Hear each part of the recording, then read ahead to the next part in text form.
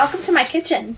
Today we are going to talk about the magical thing known as the Instant Pot.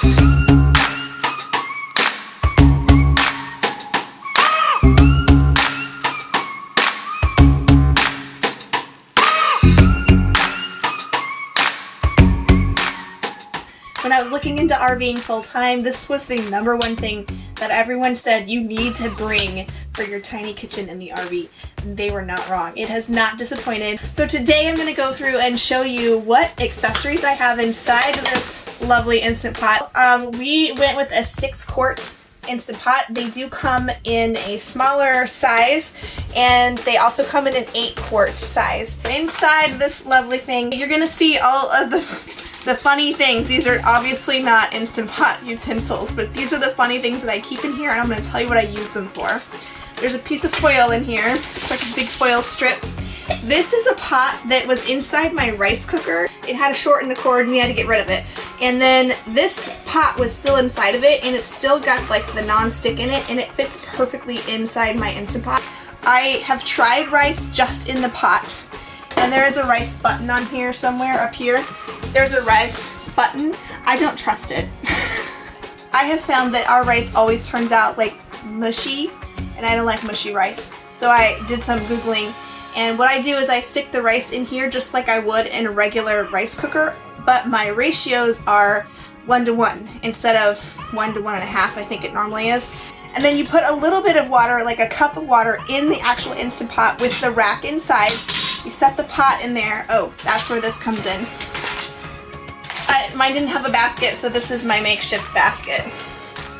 See? Isn't that so clever? And then when it breaks, I just make a new one. It's fabulous. So you put your rice in here, the water's in the bottom, you put the lid on, and then you do 3 minutes on the manual time. And then you let it completely naturally release its steam. And then when you open it, then you use these handy dandy handles to take it out, fluff it with a fork, and it's like perfect. I also have a colander. Is that what this is called? You put your beef, your pork, or your poultry, or your fish. I've never tried fish. In the bottom. And then you take your basket and you sit like whatever steamed veggies you want to have in here, and you put it right on top, like you literally set it right on top of the meat, and then you cook it, and it turns out great. This is the only thing that actually came with my Instant Pot. This is a rack that sits in the bottom. Some of the more deluxe versions will have an actual like basket in the bottom, especially the 8-quart size. Mine didn't come with a basket with handles, it just came with this little thing in the bottom. Then I just recently added this spring form. It's a cheesecake dish, but also you can use it for lasagna and meatloaf and lots of other really cool things inside your Instant Pot. Pot inside a pot. A pot on a pot inside a pot. So you put rice or quinoa or any kind of grain that you're wanting to cook in the bottom. And it has to go on the bottom, the order doesn't matter. Then you put, on top of that, you put whatever meat you want. Like we did pork chops one night, and we stuck that on top here with some onion, and it was all put together nicely. And it stacks right on top of there, and you put a cup of water down, and I should have said that first, a cup of water in there first. You always have to have some kind of liquid so that it will actually pressurize. And then you stick the lid on top, and you let the whole thing bake, and then you've got your meat and your rice all in one Instant Pot. If you're in an RV and you're using your Instant Pot at the same time that you are using your AC, you may trip your breaker.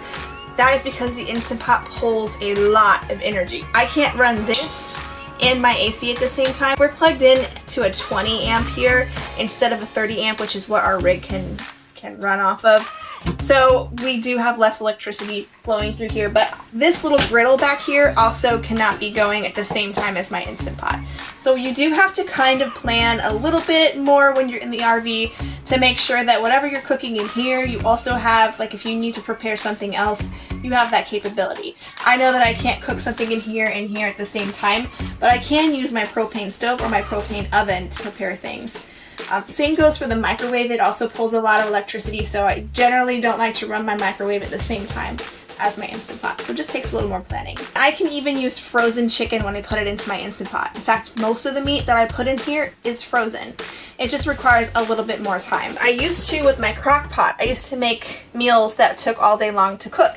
The Instant Pot makes them a lot faster. If I know I want to have a meal at 6 o'clock in the evening and we're leaving in the morning, basically I will put the stuff in here and then I would delay start. So those are my ideas for you for using your Instant Pot in the RV. If you use your Instant Pot and you have a fabulous recipe, drop it below because I would love to try it, and I know some other people would love to try them too. Up here you can find my grocery haul, how I do my grocery shopping and where I fit all of this stuff in here. You can also check out last week's episode if you missed it.